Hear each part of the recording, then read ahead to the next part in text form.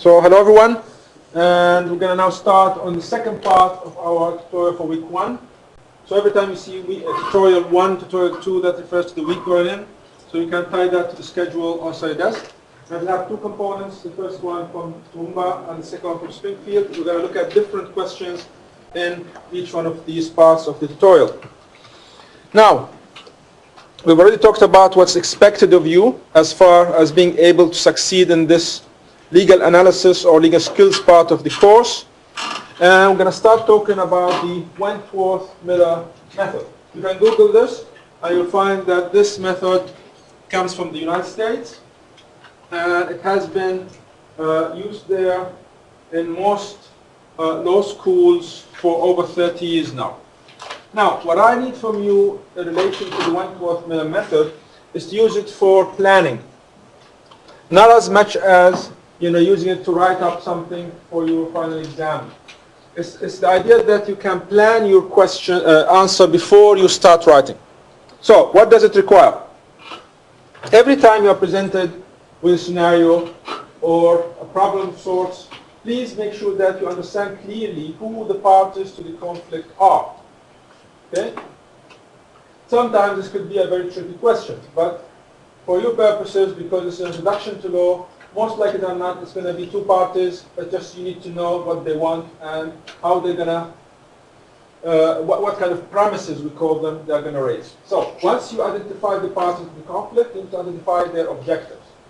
As we said earlier in the week, if you are going for something like criminal law, then the main reason or the main objective of criminal law is to punish people. So if you assault someone, if you rape someone, if you murder someone, all of that requires punishment. Okay? It's not going to get you any money. Of course, there's still victim compensation, but the main reason for criminal law is punishment. If, on the other hand, what you want is money, you want compensation, you want damages, then you wouldn't go and file a criminal law case. You would go and file a civil law instead. A civil law case instead. So you need to know clearly what the parties are after. This is an important part of what we're going to talk about next week when we look at the scenarios that you will be working with for the assignment. All right. Then, once you have identified the parties, what they want, you have to think of what kind of premises, i.e. cause of action or legal theory, they might use to get that objective. Okay? So, if someone kills someone, you wouldn't go and argue assault. Okay? You would be arguing something like murder or manslaughter. Or, if you want to argue for damages, i.e. monetary compensation, in relation to a relationship, okay, similar to a case called Donahue and Stevenson, which we'll talk about in some more detail when we get to the area called tort law, you wouldn't go and argue for contracts between the parties because there is no contract. So the correct premise there, or the legal theory to use, is called negligence. Sometimes you can use more than one legal theory. So you can actually argue negligence, or you could also argue breach of contract, and so on and so forth. So that's really the part of the course that we need to learn together. So you have this idea of what set of facts would raise what kind of legal theory or cause of action. Every legal theory has elements. For example, there's an area called crimes. Crime is a legal theory because you'll find that society revises what we consider crimes over time. They are not set in stone. Okay? In the previous 20th century, we had crimes such as sodomy or crimes such as adultery. These are no more crimes. So it's really a legal theory. And the legal theory changes with society. However, we're talking about elements. Every crime must have two elements. The first is called the guilty act, or what we refer to as the actus reus.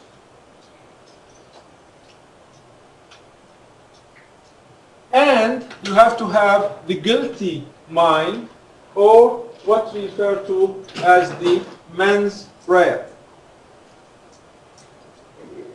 Every crime must have these two elements. For example, when you talk about murder, the wrongful act is to kill someone, to take the life of someone. The mens rea is the mental state, the guilty mind, and it requires intention. You cannot kill someone without having the intention to kill them. If you did not have the intention, then that's not murder.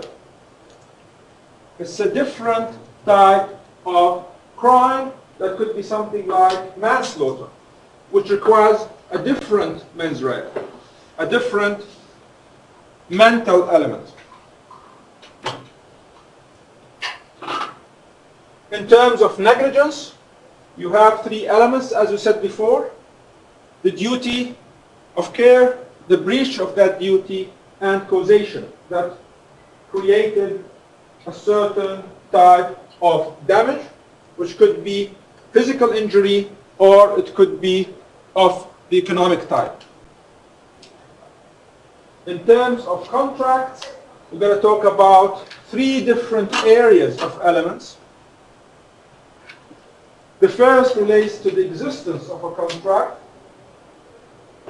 So for a contract to exist, we need three elements. The first is the idea of an agreement. So there's an agreement between the parties. Then the idea that there is an intention to create a legally binding relationship between them. And the third element is that there was a price paid for this exchange of promises, and that's what we call consideration. In terms of the validity of contracts, there are a different set of elements, 4 elements to be specific, and then there will be elements that relate to the content of contracts. But always remember that once you've identified the parties, what their objective is, and you have settled on what kind of legal premise or premises that would have the best probability of succeeding for your party, then of course there would be counter premises, i.e. defenses that the other party could evoke, or even a new set of premises that they counter with in relation to your premises. So the key point is, once you have identified that premise, let's say negligence, then you know that there are 3 elements. And now you need to look at the facts to see which one of these elements, one or more, that will be a problem for you when you argue the case for your party. So remember, if you want to go and argue negligence, you have to make sure that you can prove that there is a duty of care, that the defendant has breached that duty of care, and that that breach caused the injury that has been or that was suffered by your client. If you fail on any of these elements, you fail on making the cause of action. So you're going to lose on negligence. So the elements are really necessary components. You have to make each one of these elements in order for you to succeed in a cause of action based on negligence. So the question is, which one of these elements is going to cause you problems? That depends on the facts. From the facts, you can decide which one of these elements is going to be a legal issue. So you cannot really find the legal issues unless you know what the premise is, what the elements of that premise are, and then impose or look at the facts together with these elements to figure out which one of these elements is going to be a problem for you to prove. Once you have decided on which one of these elements is a problem, now you are finished with your planning process. So this shouldn't take more than 5 minutes, 10 minutes. But then you should be able to start writing an answer using ILAC. So now you have the issue, you have identified what the issue is. Now you can summarize the law relating to this issue, which is basically something that relates, for example, to negligence, in relation to finding a breach. What are the legal tests? We'll talk about that in much more detail. And then you have to apply those tests to the facts. So based on the facts, you can ascertain whether the test succeeds or fails, which means whether you can make that element or not. Not every element has to be looked at in detail. You need to look at the elements that produce or present legal issues. And finally, you conclude. So the issue is usually one sentence. It is just a question whether something is something. That's your legal issue. We will look at that in much more detail. But it's just one sentence. Conclusion, one sentence. Most of the marks and most of the arguing is going to come from application. This is the first time I'm going to give you an open book exam, so you have no problem with the law. The law is what you're going to find in your textbook or in your slides or in your notes. You don't have to worry about memorizing that anymore. But the marks are going to come from applying that law to the facts. And here's the catch. You will not know the facts until you see the question or questions on the exam. So that's when you need to sit and read carefully and apply the facts to the law, as we will do in our tutorials. Again, the question in the final exam is going to be very similar to the ones that you have in the tutorials. So it's not going to be to the level that we give usually to law students. All right, so to summarize again, we want to identify the parties and their objectives, then identify the legal theory or the premises, and finally identify the elements of these premise or premises, and which one of these, based on our facts, is going to produce legal issues, problems, tension. All right, let's then take one example, and then we're going to have a simulation, and then we're done with the tutorial. All right.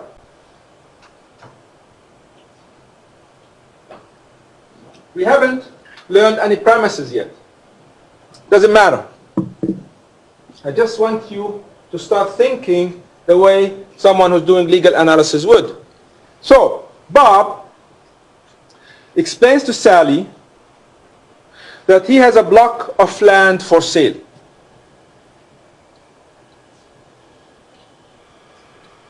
Based on this sentence, what kind of area of law do you think we're going to be talking about here? Just based on that fact. What kind of substantive area of law is this going to attract? Criminal law? Civil? What type of civil law do you think? Sale of land. Sorry? Property law. If I want to sell something, what kind of legal instrument am I going to have to use? Every day when you are buying or selling something, online, when you buy some sort of a ticket, what do we do? Yeah, negotiation, but after that, what do we have to do? A contract. Thank you.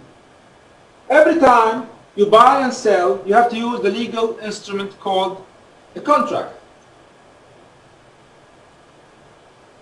So just by looking at the first sentence that we are selling something, you know that there's something here around contracts. Okay. So Sally asks Bob, what is the lowest price you will sell the land for?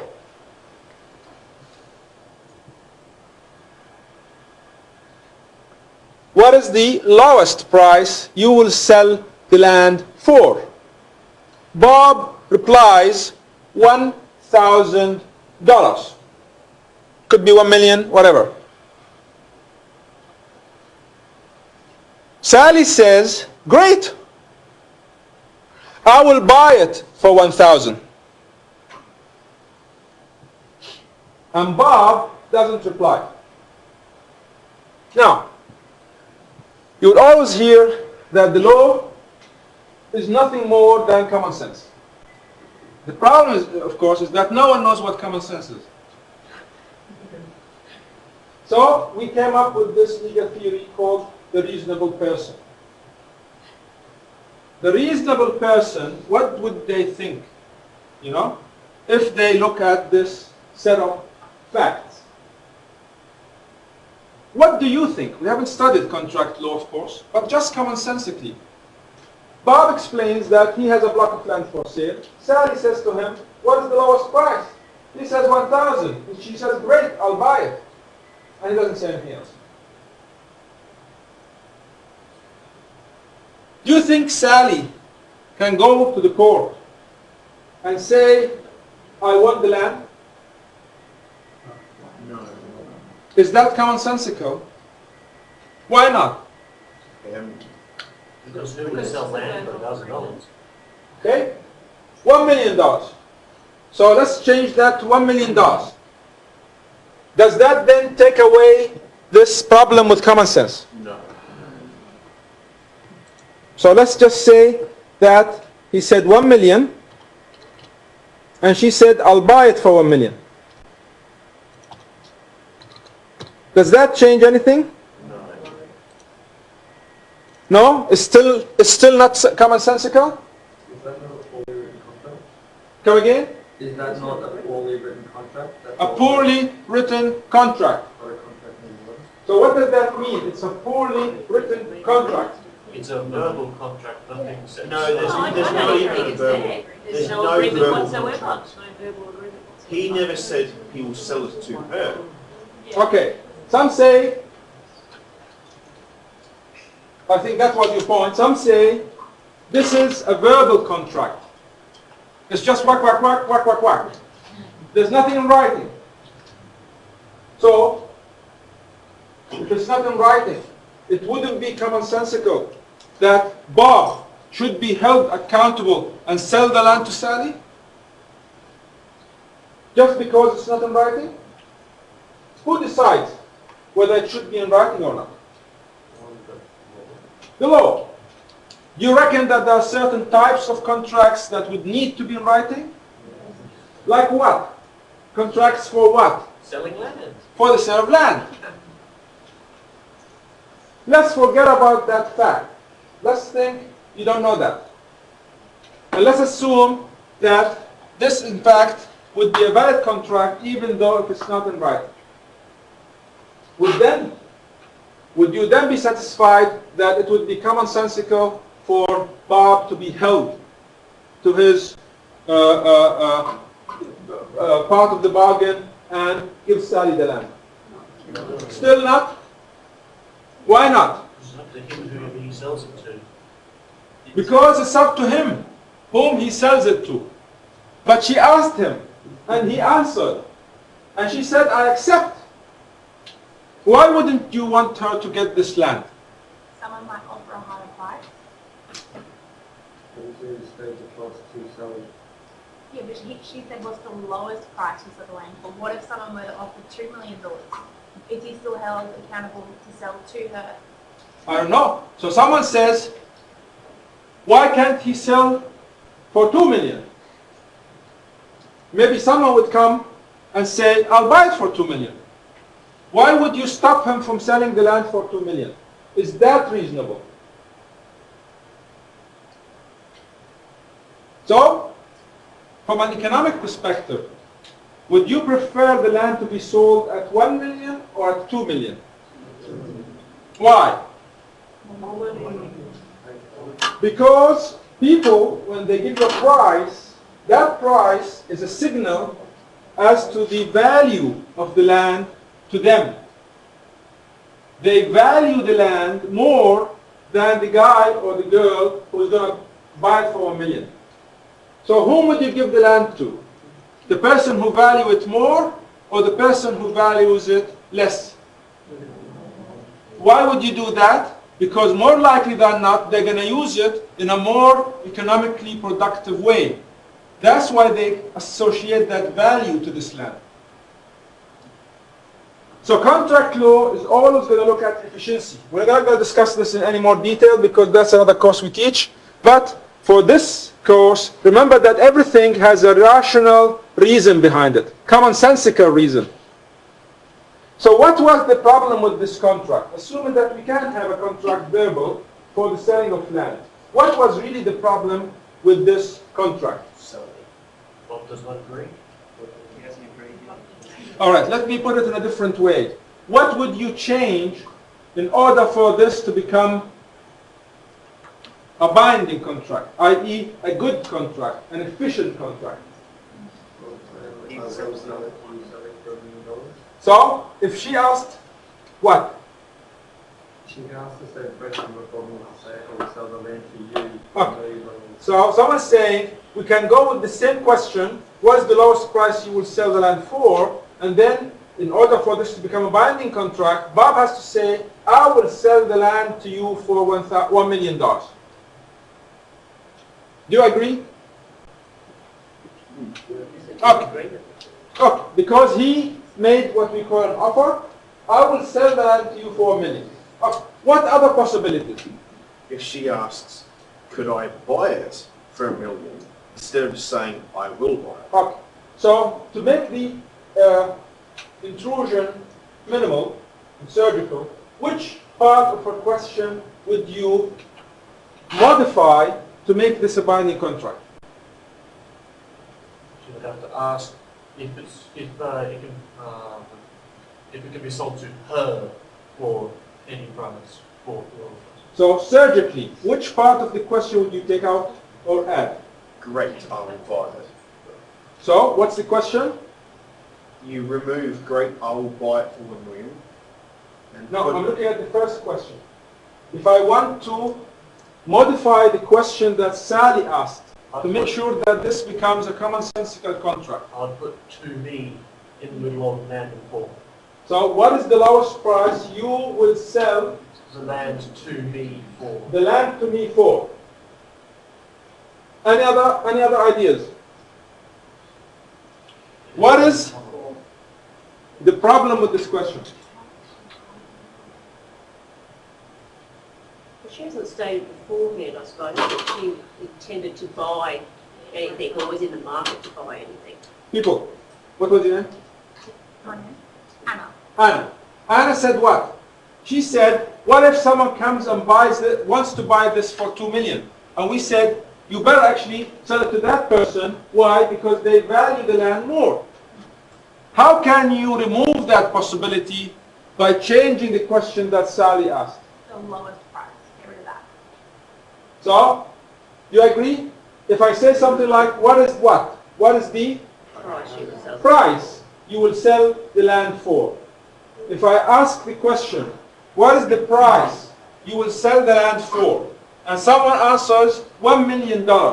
Is it commonsensical then to say that you have a contract, forgetting for the moment that has to be in writing? Yes or no? No? Why not? Yes, I'm assuming that we don't have to write it down. He hasn't agreed to it yet. So if I ask you, what is the price you will sell the land for? And he says, I would sell, basically $1 million. What is he telling you?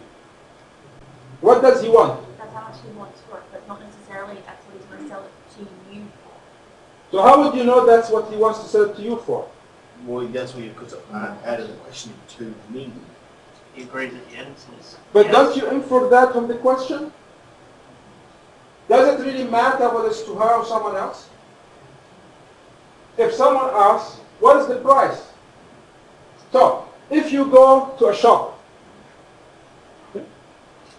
what is the most commonsensical thing that people say to each other? You want to buy something. What would you say?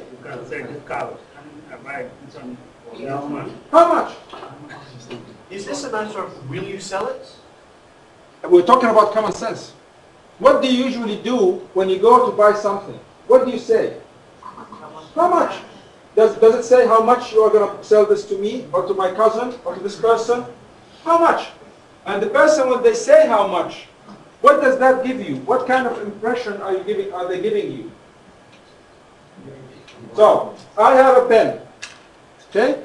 I want to sell this pen. You come to me and you say, how much is the pen for? How much? And I say $10. What do I mean when I say $10? You give me the $10, here's the pen. No? Or is there more? You have to be over 18, for example? So commonsensically, what do we do in real life? How much? I tell you the price, then I'll give you the money. Are you going to change your mind after that, unless you're in Greece? Yes. Does it really make that much difference to say price instead of lowest price? That's my point. That's what we So are. they know that that is actually the lowest price and not just the price is going to start at. That's all that we are trying to establish here. So, in order for a contract to be binding, we will see that when we come to agreement, you have to have an offer and acceptance. And the most important part of your offer is the price. Because that's what people mostly worry about. Of course, not the only thing, because if we're talking about $1 million, maybe we need also to know how you want this $1 million. Are you giving me options to pay it in installments? You know, how much time do I have, and so on and so forth. But we're saying that the most important thing is to know the price. But when you ask me about the lowest price, that doesn't mean I'm going to sell it to you at the lowest price. And why would I want to do that? So the right question to ask if you want to have a contract is not to ask about the lowest price. Because they're now starting, that would be a starting of negotiations. The idea that you're starting to negotiate, that doesn't mean that we have any promises that we want to have as legally binding. If you want someone to give you a legally binding promise, you have to ask about the price. So what I'm trying to tell you is that law is easy. You don't really have to have, you know, like math or stats. Or, it's all about common sense. The problem, of course, is what is common sense? What is common sense? Here, who are the parties, do you think? If this goes to court, who would be the movement? Who would be the party that is most likely to go to court? Sally. Against Bob. What does Sally want? The property. Does she want money? No. What does she want? She wants the land. And in order to get the land, she has to invoke a remedy that we call specific performance, which is an equitable remedy in the sense that it is discretionary. The court does not have to give you the land. There are certain things that they will look at in order for them to agree that yes, you should get the land. But that's right. Sally wants the land. And of course, Bob doesn't want to sell the land. He wants to keep the land. And we know already what the premise is or not. What premise is Sally going to use? The agreement she thought they had. So, which area of law? Contract. Contract law. She's arguing what? There is a contract. A contract exists. So, she has to look at the three elements of the existence of a contract. She has to argue there's an agreement. She has to argue there was an intention to create a legally binding relationship. And she has to argue that there's consideration. Which one of these elements do you think she's going to fail on? Agreement. So, you really don't need to learn these things. You just have to be commonsensical. Always remember, you start with looking at the parties, then look at what they want, then look at what area of law they're going to invoke or argue, and then you have to know the elements of that area. That's where the learning comes.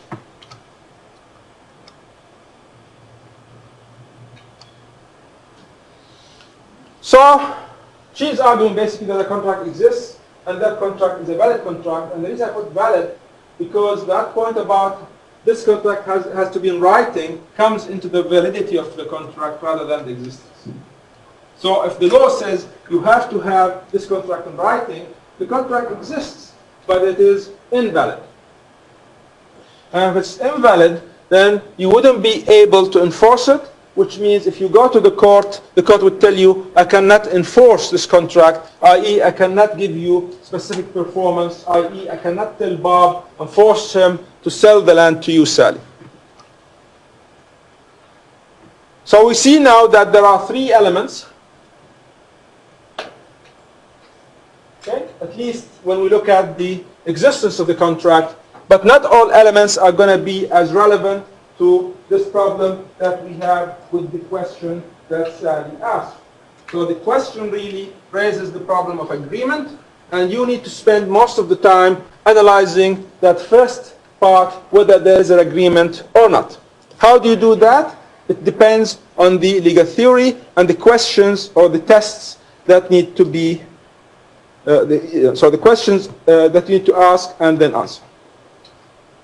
Now you'll find that this simple scenario comes from a historical case from the UK, and it's from Harvey and Facey. Okay, so some pages 218 to 219, you can have a look at that case, and you see how really we write our questions in relation to testing your understanding in the exam. We'll finish off on another commonsensical story. So this is a scenario that comes from the textbook. We'll go through it as much as we can, and we'll finish on time or even a bit earlier. All right.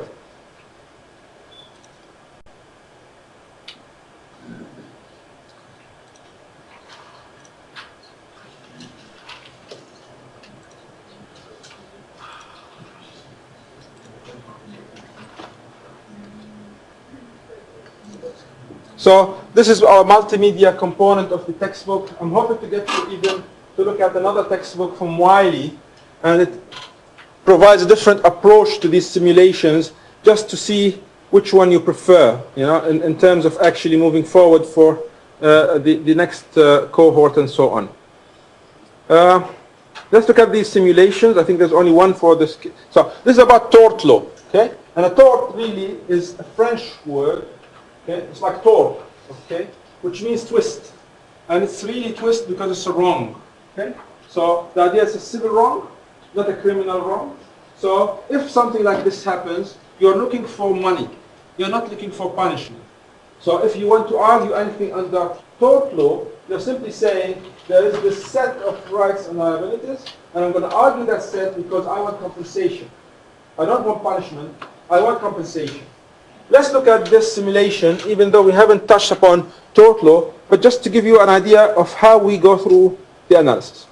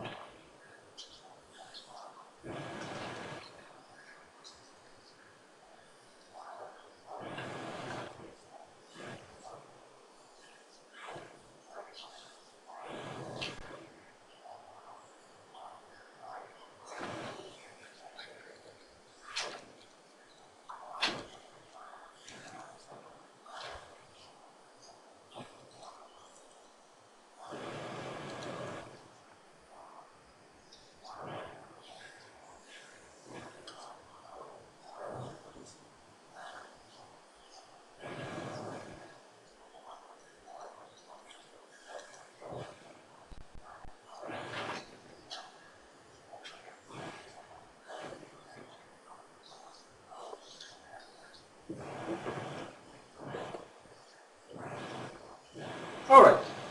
So, what do we have here? Who are the parties? Yeah, there's a restaurant and Jack. Anyone else? The council. The council. Where are we going with this? Whom do you think is going to go to court? Jack wants to take the restaurant to court. Jack might go to court against the restaurant. Who else? The restaurant might go to court with council. There is a tension or conflict between the council and the restaurant. You say that it might be the restaurant that takes the council to court. What kind of premise do you think they're going to use against the council? What kind of premise do you think the council is going to use against the restaurant?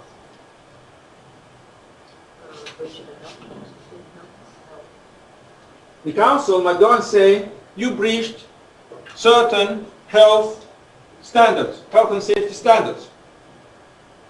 What would the restaurant say as a premise against the council? Our stuff is clean, you've taken our business over. But is that a premise? Is that a legal theory? That they have provided the false information. Come again? That they have provided the false information. Okay. So, negligence maybe?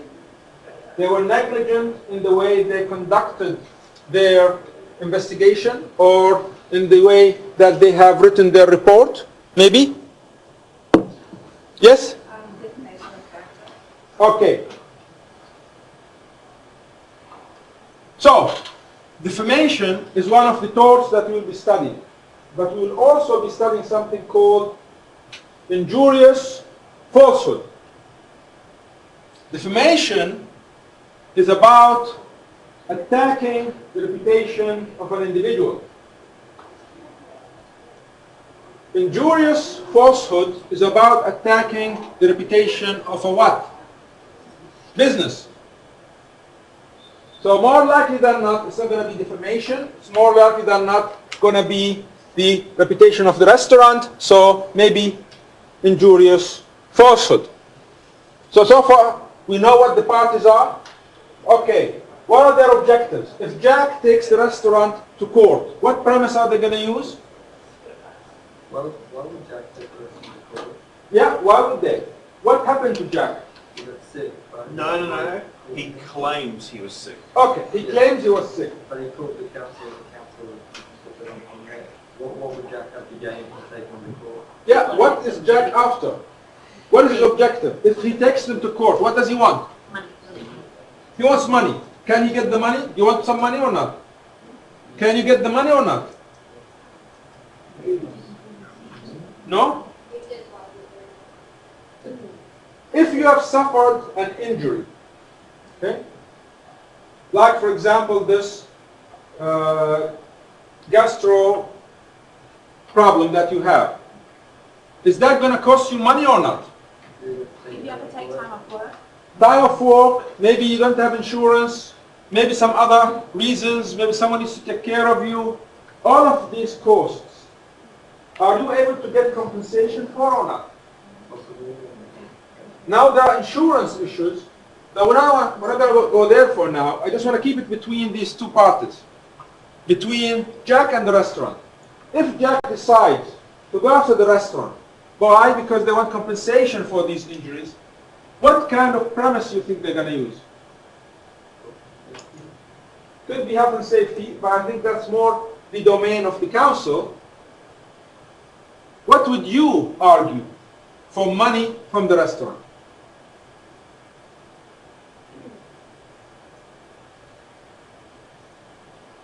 Is it really against your health? Yeah, but what legal theory do you think you're going to raise? What kind of standard do you expect from a restaurant? Could be negligent. Negligence? Yeah. Why? Because negligence talks about what? A duty of care. Do you expect the restaurant to have a duty of care to you? No. Why not? Why do you think we have this duty of care? You pay for a service and not fulfilled it. If there is no duty of care, what would be the economic implications? Would you trust to go and eat outside home? They owe you nothing. You can find a cockroach in your food. I don't care. I have no duty to you. Would you go and eat outside? So against the economic rationale behind these things, in order for us to have confidence in business so that people go and spend more money, in restaurants, I will give you the assurance as the state that they have a duty of care towards you. We're going to talk about a case called Donahue and Stevenson that started all of this area of negligence in the 1930s in England because of this problem where people could actually go and buy something without really having a contract with the manufacturer. You have a contract maybe with a retailer. Or if actually someone buys you something, so it's a gift, so you have nothing against the manufacturer or the retailer. That's why we start imposing this duty of care in a more and more industrialized society. So we want you to have confidence in using these products, in using these services, which wouldn't happen unless the state guarantees that you have this set of rights and obligations, i.e. the duty of care imposed in this relationship on a manufacturer or a restaurant in this case towards its customers. Let's look at some of the simulation.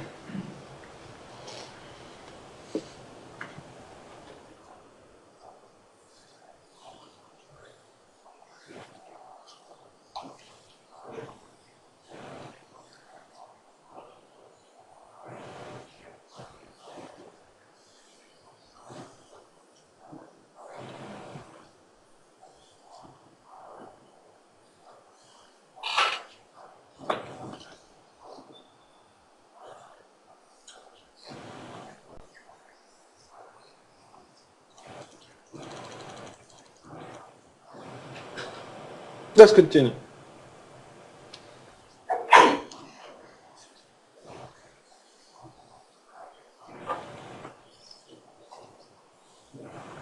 All right.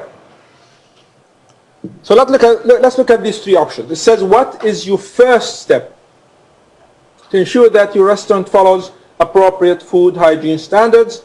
What should you do?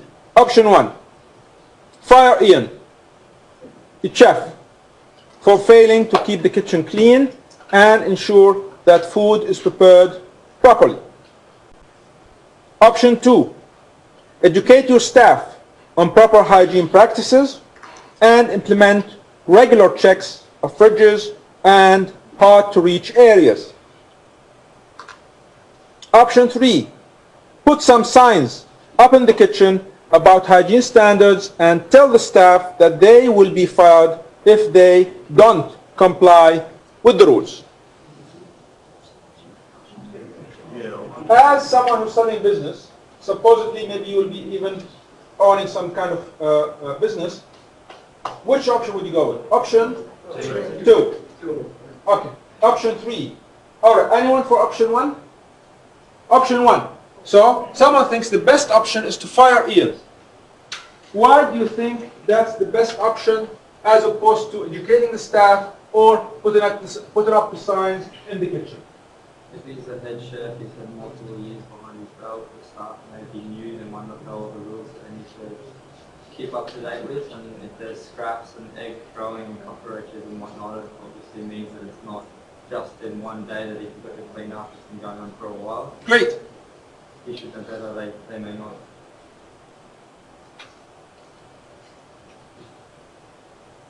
What is the crux of the argument we just heard for the first option?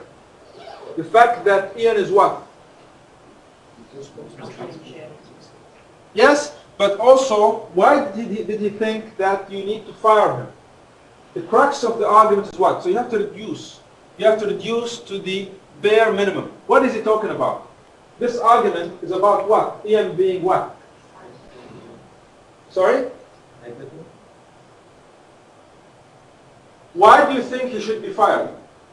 He doesn't think he can change. Responsible, why? So if he's a head chef, what does that infer in your mind? What does that mean? Knowledge. Experience. So the argument is saying this person is experienced. They have been doing this for many, many years. So they should know better.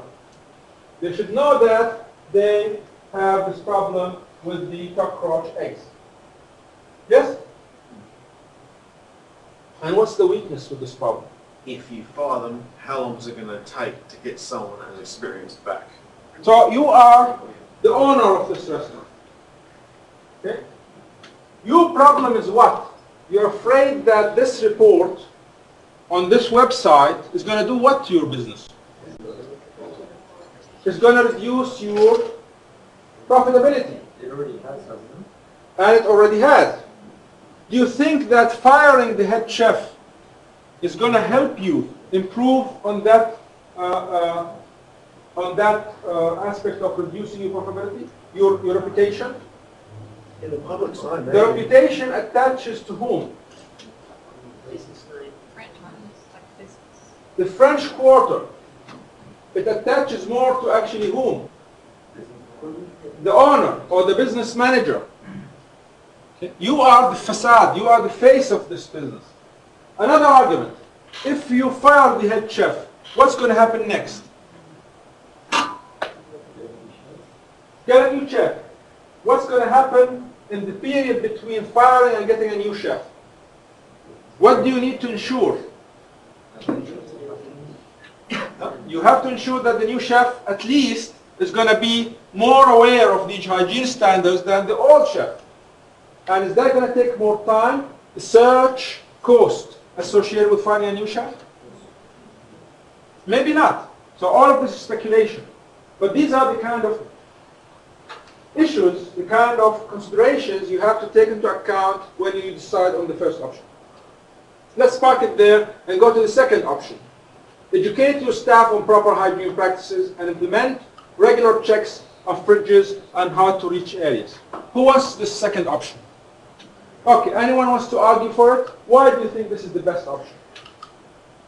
Because if you train them, they'll know better from that on. Okay, so someone says that if you train them, they would know better. What about Ian? Yes, question there or comment? If you train them, then they have to get they can handle therefore they're going to be fired because they knew better. You ensured they understood what they were responsible for. So if someone says, so what is again the crux of this argument? One word. Accountability, responsibility. The idea that if you want to fire someone, you have to you better make sure that they are accountable. The first argument on the option one made an assumption that what? That the chef had enough, because he's the head chef, had enough experience that they should know better. But that's still speculative. If I educate these employees, then what can I say? I can say, now that I've given you what I expect, if you fail it, if you fail the standard, it would be just of me, it would be equitable to fire you. That's the gist of this argument, accountability. What about the third one? It says, put some signs up in the kitchen about hygiene standards and tell the staff that they will be fired if they don't comply with the rules. Who wants to argue for this option? Yes? Well, if you put signs and then train them, they have no excuse for not following hygiene procedures. Yeah. Doesn't train anyone. It's just No training. So the three options is that you fire the head chef, or you educate the staff, or you put signs in the kitchen. And then those signs would be a reason for you to fire them if they don't comply. But what if they don't know how to follow them by the signs? It's fear-mongering. Yeah, but option 3 assumes they can read. So, you want to take it further? Why do you think option 3, putting the signs up in the kitchen, is the best option? Because they have it within the hour of the business. And then they have they can read it and follow it. And they will have no excuse for not following the Okay. Why do you think option 3 is better than option 2? Option 2 talks about educating staff, but it doesn't talk about firing anyone. Option 3 talks about putting up these signs in the kitchen and the idea that they will be fired if they don't comply with the rules. Well, basically, like putting up signs in the Is it? what is the, when you educate someone, you are going to explain what to them? Like when I'm educating you now, I'm trying to explain to you what? Rules. Yes? So what is the third option saying? I will give you these signs, follow them, okay? But I'll fire you if you don't comply with the rules. Where are they going to understand this compliance with the rules? Is it going to come from where? From the signs? Is the sign enough to explain to them these rules? No. Question. I was just going to say there's 3 different ways people learn, and not everyone learns from reading. So you're not accounting for the different ways of learning just by putting a sign up. Sometimes they need to be shown, sometimes they need to be told. By this you're limiting how people learn to a very small fraction. All right. So that's another argument that different people learn in different ways. So maybe these signs on their own might not be enough. How many of you have actually walked in a McDonald's or a Hungry Jack's or a KFC and so on? Would you like to share with us your experience? There's always an induction program for new staff, especially if you're going to be in the kitchen. Okay? What did they give you in preparation for this role? Did they simply give you signs? They took you through the kitchen and said, look, here are the signs. This is the sign, and this is what you need to comply with. If you don't comply with the rules, we're going to fire you. Is that what they do? Common sensically? What do? They take you through a what? Yes? They allocate you a crew trainer, and then that crew trainer goes through each course and teach with you. So, there's a mentor, a crew trainer. Any other experiences? Yes? They also offer modules, online modules that show you how to do each section. Which is what option here? Huh? The second? So that's what we call education. Again, common sense. So it's important for you to really have some real life experience in order for you to understand what the common sense here would be. So which option do you want us to choose? 2? All right. Let's try a bit more.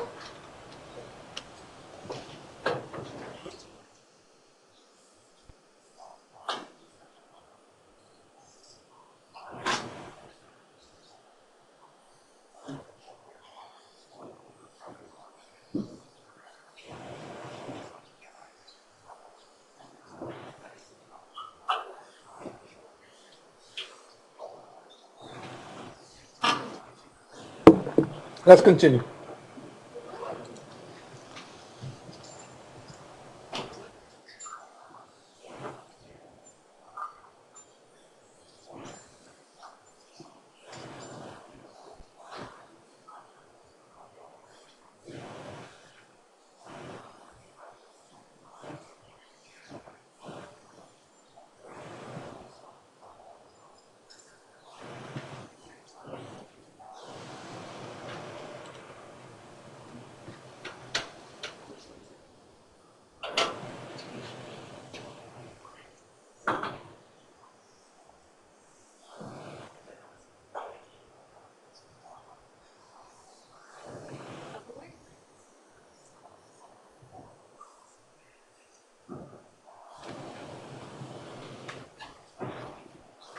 So when she says defamation, she's talking about you as the owner, not as the business.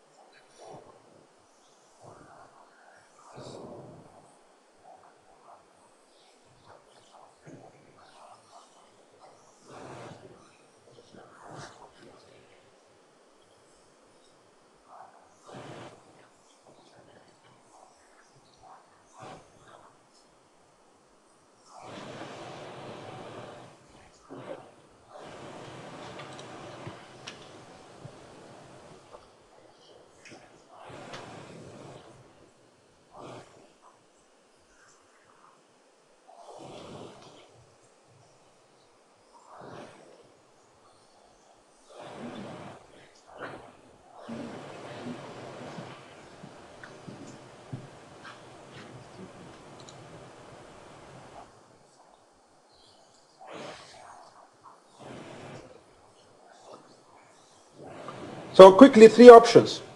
Refuse the interview and avoid all publicity.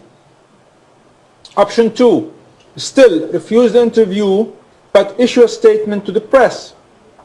Yet option 3, agree to the interview. Who wants to argue for the first option? Saying that don't do the interview and just don't do anything.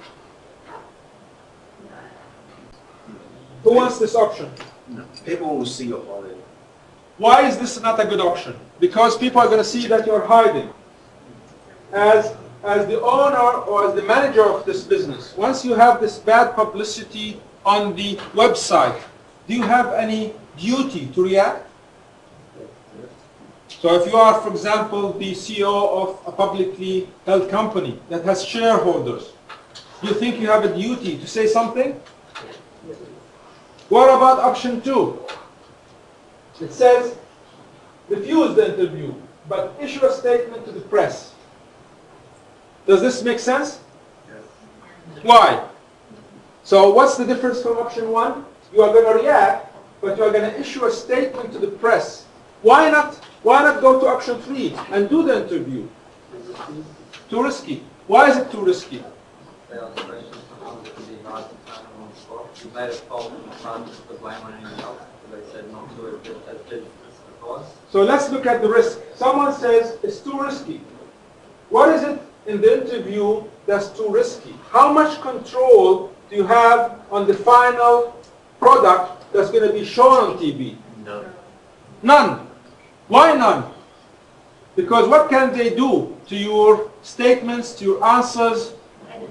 You can edit and you can even make it look like you are answering the different way completely. How does that compare to this statement to the press? Do you have control over the statement? Yeah. Sorry? 100%? At least more than what you would have under the interview? So which option would you take? You can't not do anything, but you don't want to be too risky. So most likely, you would go with a statement to the press. All right. Just a few more minutes.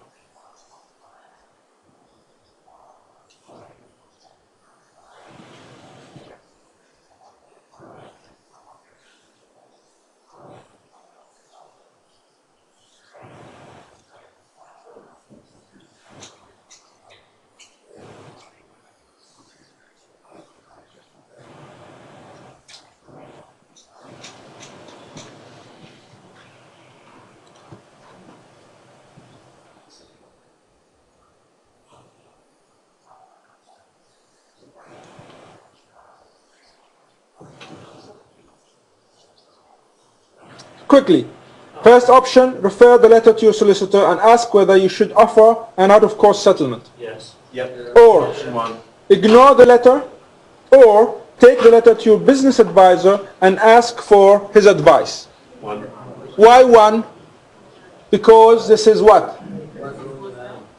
Because this is what? Legal. It's a legal matter. So whom do you take it to? You take it to your solicitor. Okay, quickly.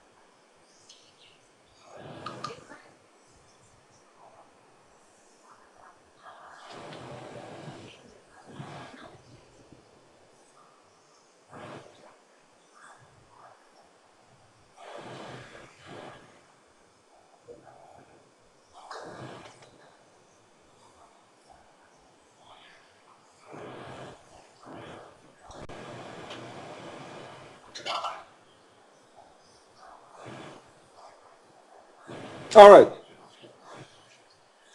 Either you follow Tien's arguments and follow the plan, or ask your solicitor to negotiate an out-of-court settlement, or ask your solicitor to demand proof that Jack's illness was caused by the French Quarter. What do you think? You want to go with 3? Let's go with 3. You're free to go. Sorry about the delay, but we'll just continue with this a few more minutes.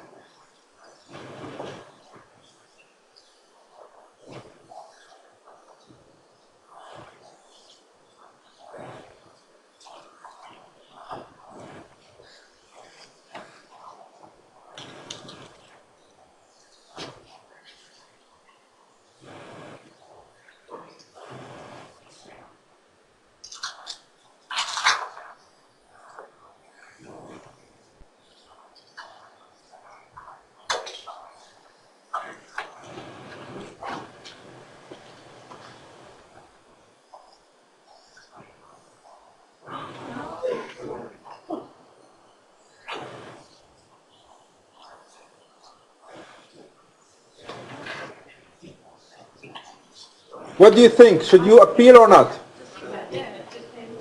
You decide to appeal the decision? Or you accept the decision? What is it that's going to decide whether you appeal or accept?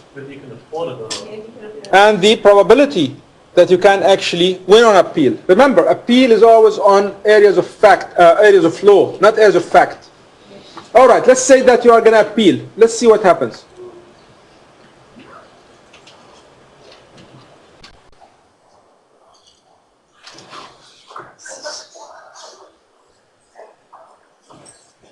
Plus court costs.